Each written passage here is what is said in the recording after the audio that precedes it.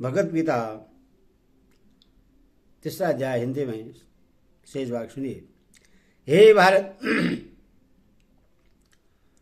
कर्म आश्रित हुए अज्ञानी जन जिस प्रकार कर्म करते हैं, आश्रित रहे विद्वान भी लोग संग्रह करना चाहता हुआ उसी प्रकार कर्म करे। यहाँ कर्मणि पद किन कर्मों का वाचक है। अपने अपने वर्ण, आश्रम, स्वभाव और परिस्थिति के अनुसार शास्त्र विहित कर्तव्य कर्मों का वाचक यहाँ कर्मणि पद है, क्योंकि भगवान अज्ञानियों को उन कर्मों में लगाए रखने का आदेश देते हैं एवं ज्ञानी को भी उन्हीं की भांति कर्म करने के लिए प्रेरणा करते हैं। अतएव इनमें निषिद्ध कर्म या व्यर्थ कर्म सम्मिलित नहीं है। कर्मणि सक्ता विशेषण के सही अविदास पद यहाँ की श्रेणी के अज्ञानियों का वाचक है। उपयुक्त विशेषण के सही अविदास पद यहाँ शास्त्रों में, शास्त्र विहित कर्म में और उनके फल में श्रद्धा, प्रेम और आसक्ति रखने वाले तथा शास्त्र विहित कर्मों का विधिपूर्वक अपने अपने अधिकार के अनुसार अनुष्ठान करने वाले सकाम कर्मठ मनुष्यों का वाचक है। इनमें कर्म विषयक आसक्ति रहने के कारण ये न तो कल्याण के साधक शुद्ध सात्विक कर्मयोगी पुरुषों की श्रेणी में आ सकते हैं और न श्रद्धापूर्वक शास्त्र विहित कर्मों का आचरण करने वाले होने के कारण आसुरी, राक्षसी और मोहनी प्रकृति वाले पापाचारी तामस से भी माने जा सकते हैं। अतएव इन लोगों को उन सत्वगुण मिश्र राजस स्वभाव वाले मनुष्यों की श्रेणी में ही समझना चाहिए, जिनका वर्णन दूसरे अध्याय में 42वें-44वें श्लोक तक अभिपस्थित पद से 7वें अध्याय में 20वें से 23वें श्लोक तक अलमेध साम पद से और 9वें अध्याय में 20, 21, 23 और 24वें श्लोक में अनिदेवता भक्ता पद के साथ पद से किया गया है। यहाँ यदा और तथा इन दोनों पदों का प्रयोग करके भगवान ने क्या भाव दिखला है। स्वाभाविक स्नेह, आसक्ति और भविष्य में उससे सुख मिलने की आशा होने के कारण माता अपने पुत्र का जिस प्रकार सच्ची आर्थिक लगन, उत्साह और तत्परता के साथ लालन पालन करती है, उसी प्रकार दूसरा कोई नहीं कर सकता।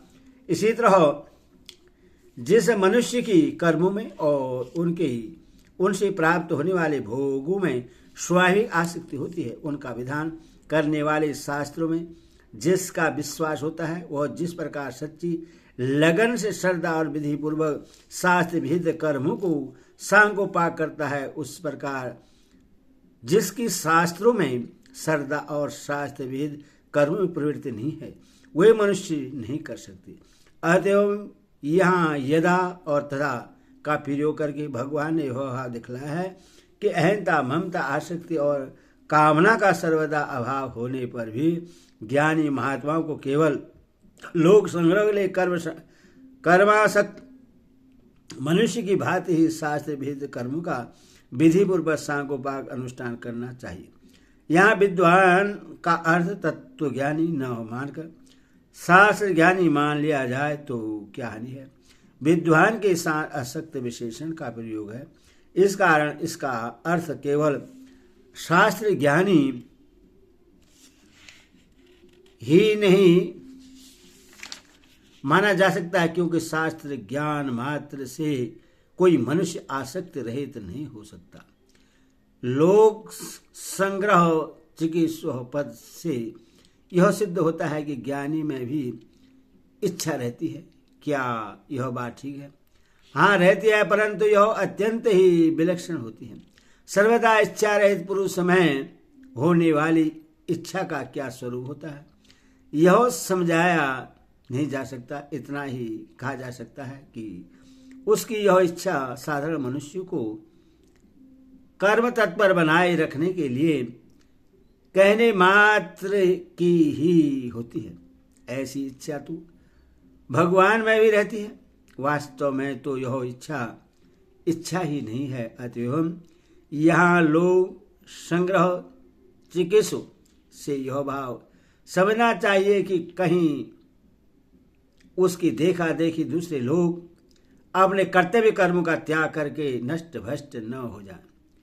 इस दृष्टि से ज्ञानी के द्वारा केवल लोक हितार्थ उचित चेष्टा होती है। सिद्धांत इसके अतिरिक्त उसके कर्मों का कोई दूसरा उद्देश्य नहीं रहता। परमात्मा के स्वरूप में अटल स्थित हुए ज्ञानी पुरुष को चाहिए कि वह शास्त्र विहित कर्मों में आसक्ति वाले ज्ञानियों की बुद्धि में भ्रष्ट अर्थात भर्माधार कर्मों में अश्रद्धा उत्पन्न न करे, किंतु स्वयं शास्त्र विहित समस्त कर्म भली बात करता हुआ उनसे भी वैसे ही करवाए। युक्त विशेषण से विद्वान पद किसका वाचक है? पूर्व श्लोक में वर्णित परमात्मा के स्वरूप में अटल स्थित आसक्ति रहित तत्व ज्ञानी का वाचक यहाँ युक्ता विशेषण के सहित विद्वान पद है। शास्त्र विहित कर्मों में आसक्ति वाले अज्ञानियों की बुद्धि में भ्रम उत्पन्न न करने के लिए कहने का क्या अभिप्राय है? क्या ऐसे मनुष्य को तत्व ज्ञान का या कर्म योग का उपदेश नहीं देना चाहिए?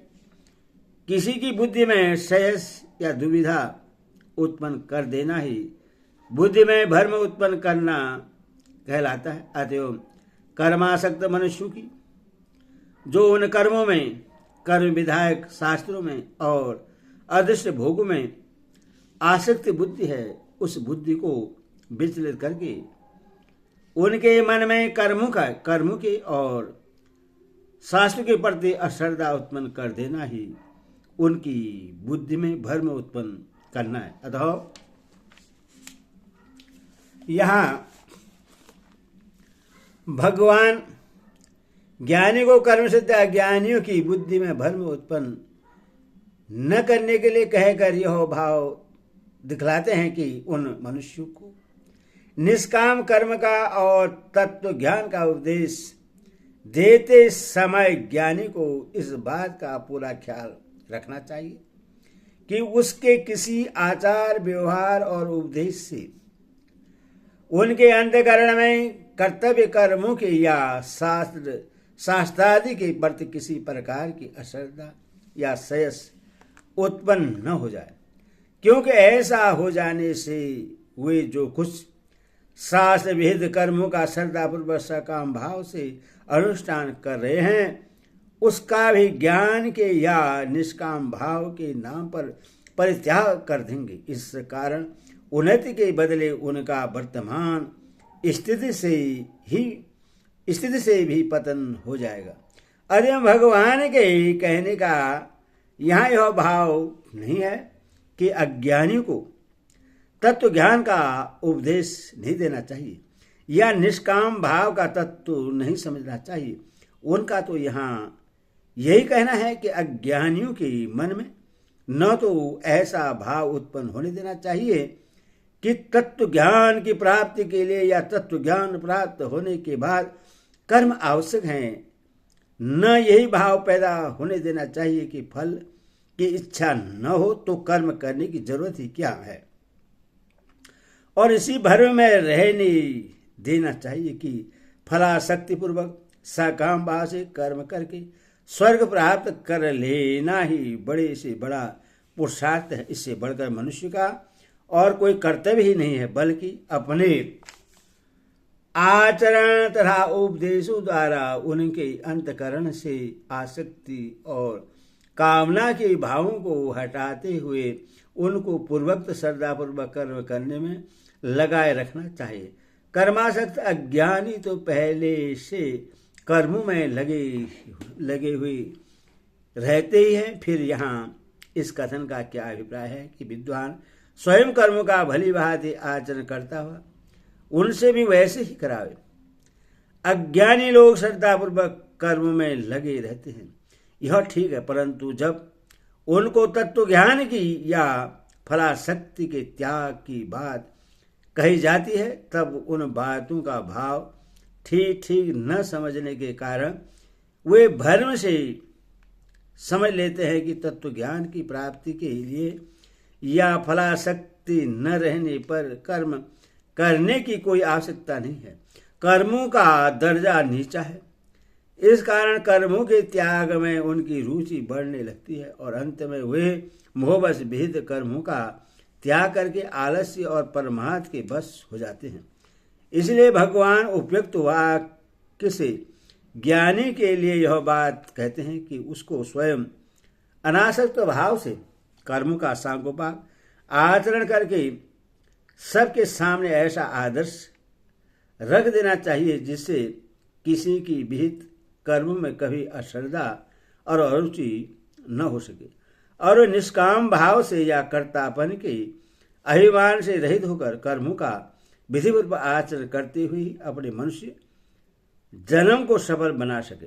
इस प्रकार 2 श्लोकों में ज्ञानी के लिए लोक संग्रह को लक्ष्य में रखते हुए शास्त्र भेद कर्म करने की प्रेरणा करके अब 2 श्लोकों में कर्मासक्त जन समुदाय की अपेक्षा सांख्य योग की विलक्षणता का प्रतिपादन करते हैं।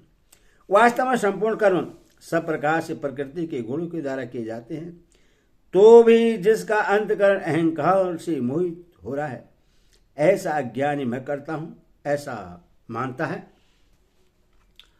संपूर्ण कर्म सब प्रकार से प्रकृति के गुणों के द्वारा किए जाते हैं, इस कथन का क्या अभिप्राय है?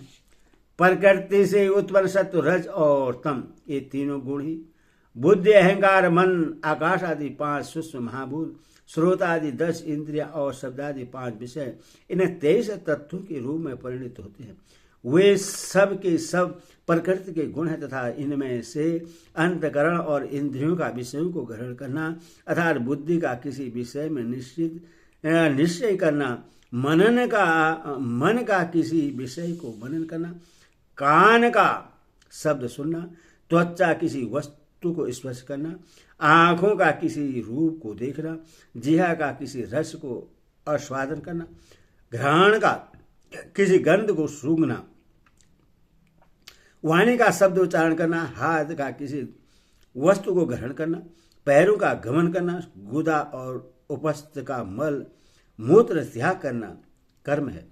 इसीलिए उपयुक्त वाक्य से भगवान ने यह बात दिखलाया है कि संसार में जिस प्रकार से और जो कुछ भी क्रिया होती है वह सब प्रकार से उपयुक्त गुणों के द्वारा ही की जाती है। निर्गुण निराकार आत्मा का उनसे वस्तु तो कुछ भी संबंध नहीं है। अहंकार विमूढ़ात्मा कैसे मनुष्य का वाचक है। प्रकृति के कार्य रूप उपयुक्त बुद्धि अहंकार मन महाभूत इंद्रियां और विषय इन 23 तत्वों की संगादु शरीर में जो अहंता है उनमें जो दृढ़ आत्मभाव है उसका नाम अहंकार है। इस अनादि सिद्ध अहंकार के संबंध से जिसका अंतकरण अत्यंत मोहित हो रहा है, जिसकी विवेक शक्ति लुप्त हो रही है एवं इसी कारण जो आत्मा अनात्मा वस्तु का यथार्थ विवेचन करके अपने को शरीर से भिन्न शुद्ध आत्मा या परमात्मा का सनातन अंश नहीं समझता, ऐसे अज्ञानी मनुष्यों का वाचक यहाँ अहंकार विमूढ़ात्मा पद है। इसीलिए यह ध्यान रहे कि आसक्ति रहित विवेकशील कर्म योग का साधन करने वाले साधक का वाचक अहंकार भी मूढ़ात्मा पद नहीं है, क्योंकि उसका अंतकरण अहंकार से मोहित नहीं है, बल्कि वह तो अहंकार का नाश करने की चेष्टा में लगा हुआ है। उपयुक्त अज्ञानी मनुष्य मैं करता हूं ऐसा मान लेता है। इस कथन का क्या भाव है? इस कथन से यह भाव दिखलाया गया है कि वास्तव में आत्मा का कर्मों से संबंध न होने पर भी अज्ञानी मनुष्य 23 तत्वों के इस संघात आत्मभिमान करके उसके द्वारा किए जाने वाले कर्मों से अपना संबंध स्थापन करके अपने को उन कर्मों का कर्ता मान लेता है। मैं निश्चय करता हूं कि मैं संकल्प करता हूं, मैं सुनता हूं, मैं देखता हूं, खाता हूं, पीता हूं, सोता हूं, चलता हूं इत्यादि प्रकार से हर एक क्रिया को अपने द्वारा की हुई समझता है। इसी कारण उसका कर्मों से बंधन होता है और उसको उन कर्मों का फल भोगने के लिए बार बार जन्म मृत्यु रूप संसार चक्र में घूमना पड़ता है। परंतु हे महाभाव, गुण विभाग और कर्म विभाग के तत्व को जानने वाले ज्ञान योगी संपूर्ण गुण ही गुणों में बरत रहे हैं, ऐसा समझकर उनमें आसक्त नहीं होता।